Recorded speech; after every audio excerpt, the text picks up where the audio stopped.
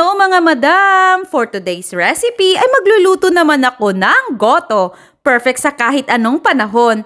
Masarap kainin tuwing maulan, masarap papakin tuwing merienda, at syempre paborito rin kainin tuwing may sakit ka. Okay nang kumain ng goto, wag lang magkasakit, di ba? Naglagay na ako ng mantika sa kaserola. Igigisa ko lang ang bawang, sibuyas, at luya.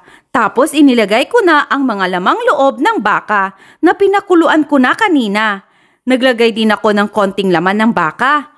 Iginisa ko lang ito ng mabuti.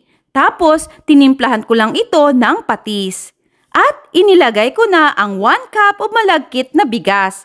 Syempre naglagay ako ng 4 cups of water. Yung kumukulong tubig na para mabilis maluto. Tinimplahan ko lang ito ng 2 beef cubes, paminta at konting patis. Nung kumulo na, ay inilagay ko na ang spring onions. At ayan, pwede nang lantakan ng aking goto na napakasarap lagyan ng fried garlic, itlog at kalamansi. I hope you like this recipe mga madam. Please follow my Facebook page for more fun and exciting reels. Bye!